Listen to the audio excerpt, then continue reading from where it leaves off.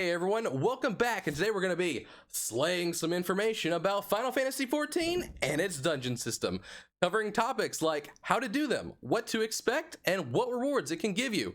And be sure to stay tuned, because at the end of this video, I'll give you my overall opinion on their dungeons and why I think they are or are not good, comparing them to other MMOs I've played, such as Wildstar's Prime Dungeons and World of Warcraft Mythic Keystones. Should be interesting. Dungeons are made up of the trifecta system, meaning tank, healer, and DPS composition. Unlike other MMOs, however, it is only a 4-man party. I should note that 90% of the dungeons usually only have about 3 bosses and quite a bit of trash in between. You can do these multiple different ways. You can choose to run them solo if you wish, if you want to go back and farm things like mounts or transmogs with an NPC group. Alternatively, you can also do these with the standard fixed or matched party. The first type we're going to talk about is the Undersized Party. Now, to access this, you'll open up your duty finder, go to the top and click the little cogwheel, pull down the menu, and check the box that says Undersized Party. This means 2 different things.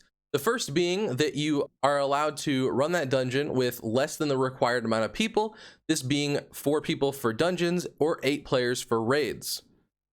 The second thing it means is that you will not be scaled down once you're inside. So let's say you're a level 80 character and you find a level 20 piece of gear that you really like and want for glamour purposes. You don't have to scale yourself all the way down to 20 and run it really slow with other people. You could just be level 80 and walk in there and one-shot everything and farm it to your heart's content. The second type we're going to talk about is the NPC system. This is broken up into 2 different categories. The first being the squadron system, which is an NPC group that is recruited through your grand company at a certain reputation that can level up with you in dungeons. They are only available from roughly level 15 through level 60, so there is a slight gap in between that and the next system, and they aren't definitely the smartest AIs. So anyone who's probably ran that will probably justify that. But the newer version that it did introduce within Shadowbringers itself, which is the trust system, is definitely a big improvement as far as the way that the AI interacts with mobs, and it just more convenient considering whenever you're progressing through the main story and you reach a stopping point where you need to do a dungeon, they're already right there and you can pick which ones you want to go with you based obviously on what role you are. And it's definitely a really good option if you're new to something like tanking or healing and really nervous about, embarrassment in front of other people, to sort of figure out the dungeon earlier and then run it with other people later.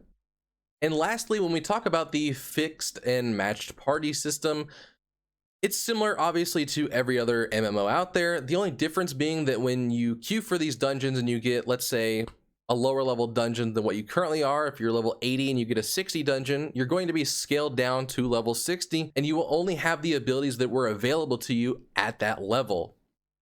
So this can be very frustrating for a lot of max level players that don't really like queuing the leveling roulettes for their currencies and stuff, just because they don't like going back and reliving the time when they only had 2 buttons on their bars. While the rewards for these dungeons are okay, they really just pale in comparison usually to crafted gear, and you probably can easily get crafted gear more than you can just spam a particular dungeon farming a piece of loot. And a lot of people, if you are running stuff for leveling purposes and you get paired with people who are level 80 and downscaled, they're probably going to roll on items for glamour purposes anyway. So if you find something you like that you can roll on, just go ahead and need on it, and most people won't complain.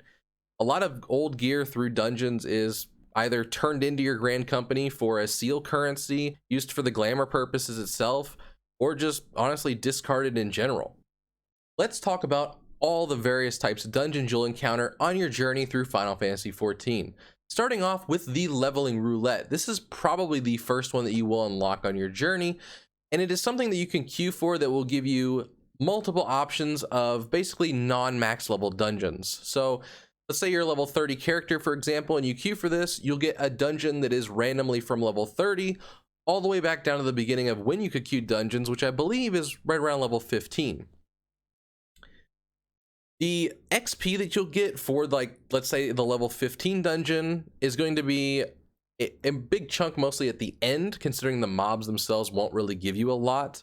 But if you get one that is your current level of level 30, for example, then you're going to gain so much XP from the mobs themselves that the end chunk will be slightly scaled down to sort of make the two options basically even at the end.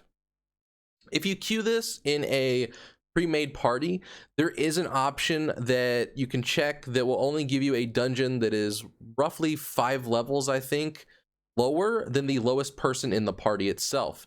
So if you're really tired of getting those really low level dungeons that just don't give you a lot of abilities on your bar, and everyone in your party is, let's say, level 50, you can check this option and it will make sure that you only get like a level 45 dungeon as your lowest choice. The second option, while not being a traditional dungeon in the sense we're talking about, it's still important to mention because it's probably the biggest XP gain that you can get when queuing, and that is the main scenario roulette system. This can be quite annoying as it's only one of 2 dungeon choices. It does have an 8-man option, which is what makes it slightly unique over the 4-man parties, and it features unskippable cutscenes, which I don't really know if I would consider that a feature, considering I definitely hate cutscenes personally, and after you run it multiple times it does get quite annoying, but it's definitely something to mention if you're looking for the biggest XP gains in general, or if you're just someone that would find this probably really annoying after multiple runs. You can avoid it altogether.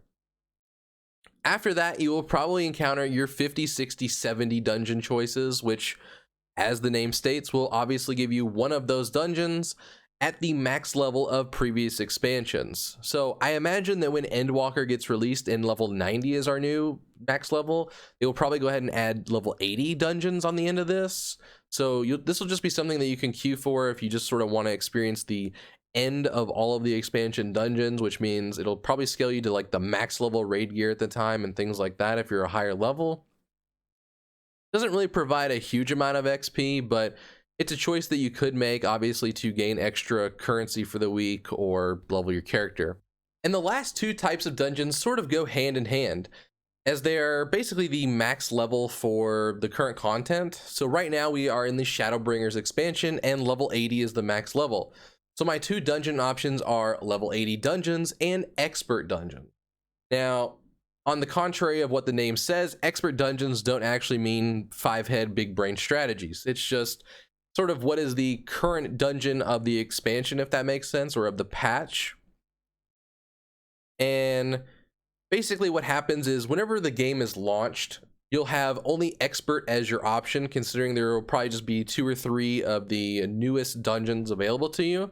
And then as the game goes on through progression, those dungeons will then be recycled down into the max level dungeon category, being level 80, 90, etc., whatever expansion we happen to be in at the time. And the roughly two new dungeons they decide to release for the story itself, or to bring you guys new gear to gear up your characters or alts, that will be then thrown into this expert category.